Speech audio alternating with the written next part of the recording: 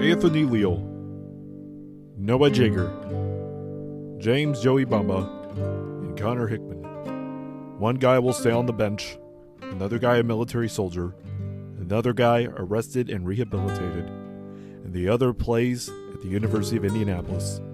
To add the icing on the cake, this team would be interrupted by a raging pandemic. Jager Holmes will be out of another state championship. The boy narrating this piece will try to earn the respect of an IU crowd, and a Indiana high school is left with an uncertain athletic future. Through trials, rehabilitation, and just plain winning, the 2019-20 Bloomington South Panthers' undefeated season took 4 years in the making.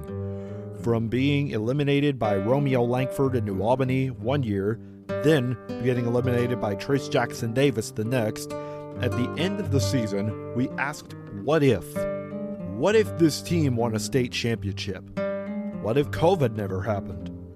What would happen if Anthony Leal won Mr. Basketball and a state championship?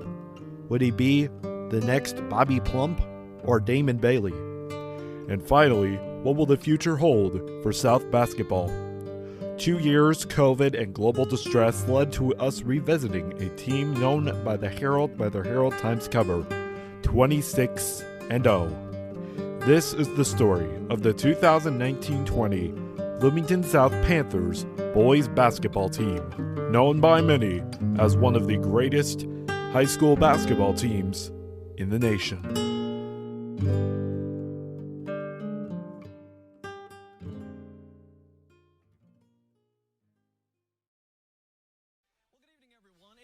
Often we get to talk about all-time marks during the high school basketball season. Indiana Hoops history goes back more than a century, and one legendary coach is adding his name to the top of a prestigious list. It's the buzz of Bloomington, but just in case you didn't know, the sign reminds you. Inside, the basketball coach is going for career win number 807, a shot at a record, a shot at history. The gym filling with old friends and former players, and Jager Holmes welcomes them all. How special is this night? You got to get a win, of course, but this could be special. Well, it'd be nice because there's going to be a lot of disappointed people if we don't win, but I've disappointed before. What he doesn't know is the man whose record he's breaking is also coming for the web broadcast. An 86-year-old Jack Butcher, the legend at Lagodi, wouldn't miss it. When did you think this day was going to come, Coach? Well, you know, I said from the very beginning, that is to say, after I set the record, that it will be broken.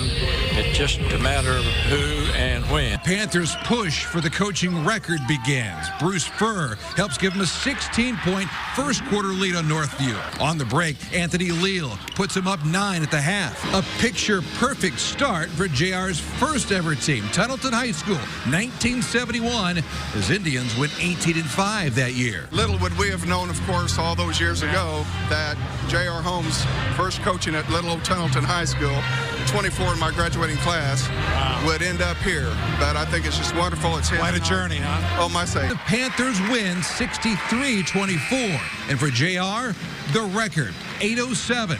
And afterwards, among the first to congratulate him, Butcher passing the torch. What an outpouring of support for you and a lot of friends and family and some faces you probably haven't seen in a long, long time. 807, that is a lot. And so it was great. You're not done. I don't think. Not done anyway. Well, we hope we have somewhere down the road there. In 2019, the Tunnelton High School class of 1968 rose through the Bloomington South Gymnasium blazing their red and black letterman's jackets, supporting an old friend. Coach Jager Holmes had just blown out the Northview Knights to win a record-breaking 807 career wins, the most a high school coach in Indiana would ever achieve, breaking the record of Lagodi High School's Jack Butcher's 806 wins that had lasted since 2002. This night marked the turning point for Indiana, as the top dogs for wins and losses in the state belonged to Bloomington High School South. The record has only expanded with Jager Holmes coaching Bloomington South as of this video. The thing we forget about South basketball is their accomplishments. When talking to JR for media coverage, as I was a writer for the Bloomington South Optimist newspaper for a year and Gothic Yearbook for 2, JR hated accomplishments. The word would only spew out, and he would just be mightily frustrated. However, his teams were good to make a sectional run about 60% of the time the team has won regionals, and only 9 times did he make it past semi-state to a state championship. He won 2 in 2009 and 2011, with players such as Jordan Halls taking the roster spots. Holmes is also 74 years old, making him one of the oldest coaches in the state. He helped turn around a Bloomington South team that barely won regionals, and had relocated dozens of students to 2 new high schools, Bloomington North and Bloomington South, dividing Bloomington after the Bloomington High School burnt down in 1963, as the IU campus was in the middle. As a coach, Holmes never once made it to a sectional tournament until 1983, when he arrived in Bloomington. From there, his South teams made it to 23 sectional runs, 9 regionals, 2 semi-states, and 3 final games, all under Holmes' reign. In 2015-16, the South Panthers lost in regionals to New Albany in the regional final. In 2014, they lost to Franklin Central in the regional finals. So J.R. Holmes was capable to win a state championship with talented rosters year after year, but he just could not get a South team throughout his time there to make it past semi-state since 2011. A concern once spoken to when I interviewed assistant coach Kyle Simpson before senior year. Unfortunately, I do not have this audio, but he said making it past regionals is one thing, but making it past sectionals is another. This leads us to what will be the 2016 year, creating one of the most talented South rosters in basketball history. Besides having a championship in 2011, South was designed for greatness, starting with a Leal, a Jager, and a Bomba. We'll be right back. Arrogant, out of control, troublemaker. No. That's how the winningest coach in Indiana high school basketball history jokes about his star player. But truth be told, Bloomington South head coach J.R. Holmes thinks highly of his senior standout.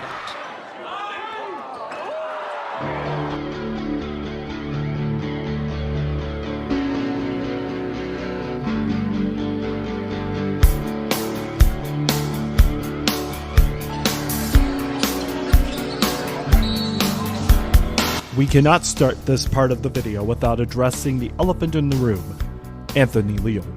The 6'5" Indiana Hoosiers commit and the top recruit in Indiana behind his teammate at IU, Culver Academy High School guard Trey Galloway in 2018.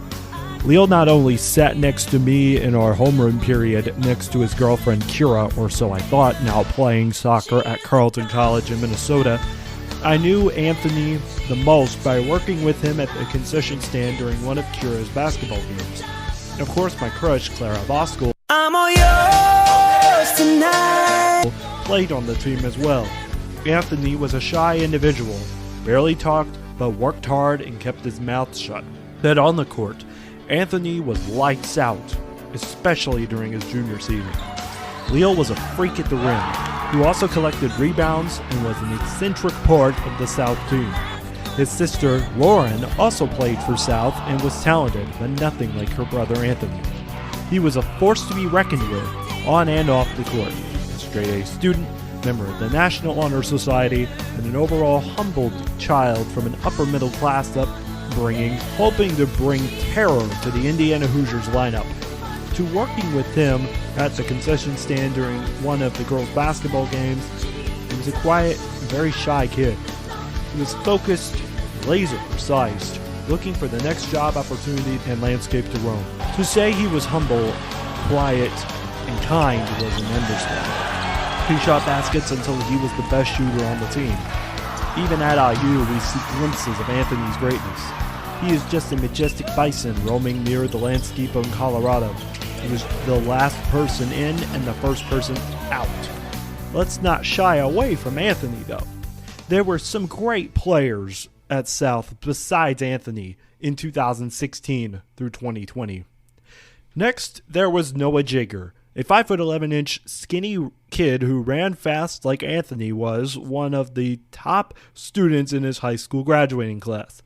He even spoke at our graduation in the most passionate way possible. Faculty, and my fellow graduates. I know it is early, and you still may be half asleep, but this morning is a time for celebration. So before I begin, it only seems fitting that we wake up for this special event in a manner that we have all witnessed before. This class is decorated with ambitious learners, electrifying athletes, talented musicians, and even, some TikTok producers. I want to share with you 3 important themes that have helped me in my young life so far, and I believe can help you as well. I call them the 3 Ps: passion, perseverance, and purpose. The first P, passion. Everyone needs one. A passion lights a fire in you that is unexplainable. It fuels you, it intrigues you, and most importantly, it brings enjoyment into your life. Look at the way Miss Witten in the Sounds of South group sings every day. Not the way my man Hunter Diltz, yes sir Hunter, lives his life, always enthusiastically greeting us, making the world a little bit brighter. And also at the way our team athletes and our Panther Hoop All-Stars just played for the love of the game. Their passion created joy not only for themselves, but others as well. Follow your passion and embrace it. Now the second P, perseverance. We must work hard at whatever we do. To achieve greatness, it takes practicing your trade over and over and over. And then we got to do it again. The most popular students at my high school, Alexander Conieras, a theater major at IU currently, who woke us up with his morning announcements every Friday, Clara Voskuhl, a student at Hope College and former soccer and basketball player, and star running back Maverick Thierry, Noah Jager was the face to the sports teams of Bloomington South, the god for the senior citizens attending the games, their families, as James Bomba was the entertainment segments to South's FM radio station. Jager was mature beyond his years.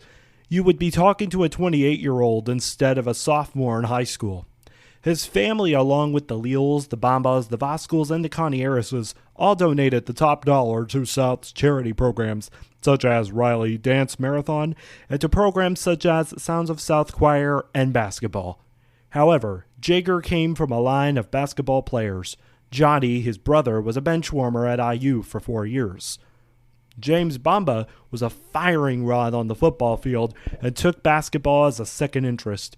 Originally committed to the University of Ohio his senior year, he had a private life of parties, frat life, and having the sleeve as the boy of the town outside of IU.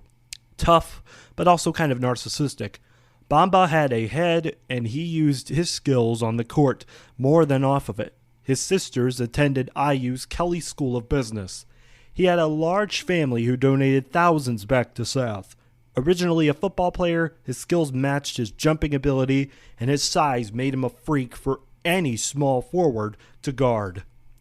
In addition, the team welcomed football players Trent Kirby, Maddox Blackwell, and Jalen Peck, who were football players and dominated at passing and being the big men on the court. The team also had stars such as Chance Coyle and, as I mentioned, Johnny Jager, to name a few of the players who joined the team, along with the future state runner-ups. During their 2016-17 campaign, South made it to the semi-state with an impressive first resume for Leal, Jager, and Bomba, a record of 21-5 before losing to Castle. This was only just the beginning for a fresh, new, and to say the least, exciting South team, with a talented all-Division I roster, even as the 3 pair were all freshmen. Next for them came sophomore year. My first year at Bloomington South after being released from my own spell of bipolar disorder and transitioning from Bloomington North away from the 2 residential centers I was in. Besides what could hit next. Oh no! I just got word of a Romeo spell entangling high school basketball in Indiana. We'll be right back. During the editing process, I noticed an error with James Bomba and the University of Ohio. He was committed to the University of Miami, Ohio. Again, the University of Miami, Ohio. Thank you for this message. When I first came to Bloomington South, I didn't really think about covering the basketball team.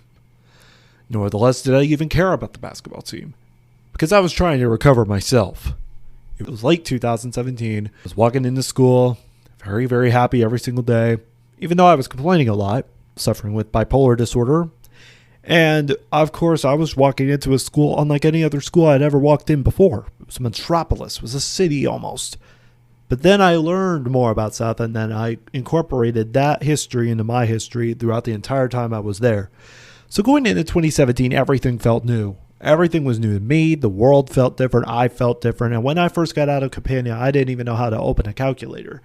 That is how bad of quarantined, basically, I was for 6 months. It almost got me stir crazy with how the world was, because it just felt like a prison sentence when I got out of Campania. And I remember South being a great team at the time. I never heard about them before until I did a show where I was the anchor wearing a Star Wars sweater. And I remember covering the South basketball team and seeing how good they really were. Astonishes me to this day. To say the least, when I started working for the South teams, I started working in 2019, as I will get into more of that later. But yeah, this team changed my life. I actually got into sports more and more and more because of this team. But there were 3 guys I really loved the most. And as we mentioned, Leal, Jager, and Bomba, they were really good kids. And as I'll mention later, they really changed my life for the better. But the biggest person I really need to thank is Barb Stork, the counselor at Bloomington South, special ed coordinator at the time, who also had grandkids who went to South.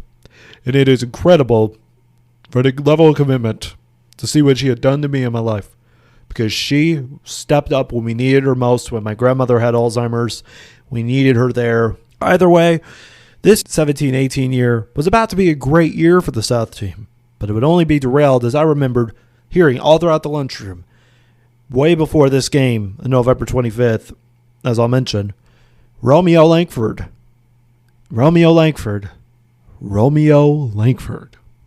In 2018, a little spell hit in New Albany, Indiana, a prized gem of basketball greatness, a Hoosier going to Hoosier land. And no, the town did not have a Juliet.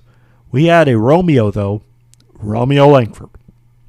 During my sophomore year, he was able to fill the entire South gym to capacity on November 25th, 2017, as they would beat South multiple times, including in the state regional finals my sophomore year in Seymour, Indiana. Langford was as comparable to the publicity of Zion Williamson, if you know Romeo's tale. He was tangled up in IU. No murder was included, but he got tangled with Archie Miller's mess at IU, just like Damon Bailey did at IU, where he was overhyped and also very oversighted for a lot of their weaknesses. And also with Langford, he played small roles for the Boston Celtics and still plays for them to this day. But going into the junior campaign, Anthony Leal was hoping to become the best recruit since Damon Bailey. He may have not had the stature, but Bloomington South hoped that a future IU commit would become a star more than Romeo did in the league. So in ways, it shows you how overhyped our state could be about our basketball players. Big as wild to our athletes, like Texas high school football athletes. Now, going into the sophomore, junior year, just was recovering from Campania, and I was catching myself up from school. This was when I started knowing more of the South teams, started incorporating them in my life. I started teaching people about the South team, especially at the Emerald Place. Going into this junior campaign, even this sophomore campaign, to say the least, it was a dominant year for South teams altogether, as I was a PA announcer for track and softball. Softball wasn't as good as track and basketball, but boy, were we good. Was an understatement to say how South teams were at the time. The South basketball team were one step closer to reaching a goal to being an outstanding team. Thanks to J.R. Holmes and breaking the record for the most wins by a coach in the state of Indiana a year before, South began to show glimmers of hope after a win against the Edgewood Mustangs, which would be a common thing my senior year, at the start of the sophomore campaign. Leal had his best statistical season to date, averaging around 25 points per game. Jager was an outstanding passer, and Connor Hickman was a lights-out shooter. The Panthers finished the sophomore year with a record of 26-2 before facing the IU commit himself and the Indiana prodigy Romeo Langford. Langford was lights out against the Panthers, rolling to a regional championship after losing the semi-state at the Hatchet House in Washington to Warren Central. During the junior campaign, it got to a rocky start for the Panthers, as Edgewood would beat them in the first game of the season. However, with the acclaim of, as we mentioned, J.R. Holmes had on this team, South would go on to have one of their more better seasons to date, and win sectionals again, cruising past the incredible regular season record of 25-2, before losing in the regional finals to yet again another Hoosier recruit in Trace Jackson Davis in devastating fashion. Going into senior year, we had a lot of hope for this team. We didn't think we would win as many games as we did. But be warned, everyone, this is going to be the greatest season we've ever had in high school basketball history at Bloomington High School South. Known by many as this season was the greatest season in South history. Besides 2009 and 2011, this one would outmatch all of them. And it started with some really talented players, talented coaches, and great work ethic. We'll be right back. Going into September of 2019, the South team was now noticed by the national media for how built, size-wise, and athletically, since Noah Jager and Anthony Leal tried AAU camps over the summer of 2019. As winter dawned on South, it was my senior year, along with the Big Three sandwiches and the Leal burger, Jager fries, and a Diet Bomba, setting the stage for my first South game, and perhaps with a big statement to show, South would rock the J.R. Holmes court in Bloomington.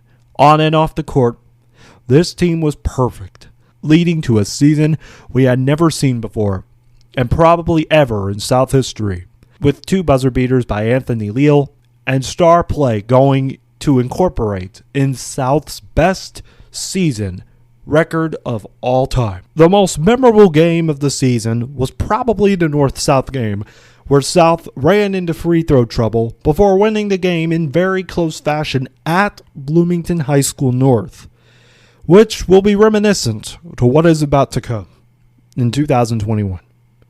South would win their first regional game against Columbus East. Then they devoured Columbus North 59-49 to win their 22nd sectional title in school history. South cruised in regionals like the Diamond Princess cruise ship floating across the barren seas landing in America. After losing my grandmother from Alzheimer's to the South team's flying high, little did we know that there was another interruption, a more costly interruption, and an interruption we will all remember for the rest of our lives. I mean, what else could there be to interrupt this great Indiana run?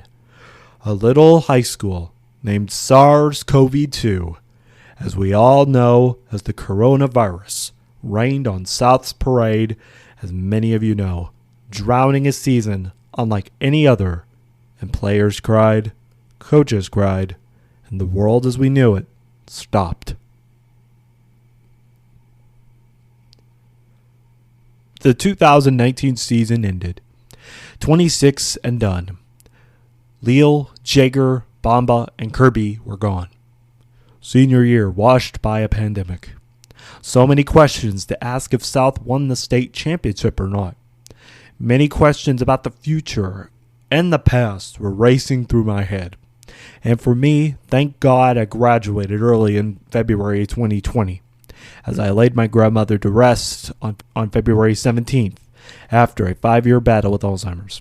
I went on to continue sportscasting and broadcasting at Vincennes University, and I am now a media school student at Indiana University currently. If you were curious, where is the team now? Noah Jager has not gotten much playing time at Army of West Point, but from one student who attended West Point, she said he is doing well and thriving academically in a challenging military environment. James Bomba would attend Miami of Ohio in 2020, then get arrested along with 5 other fraternity brothers that beat and bruised multiple frat boys during a fight on the campus.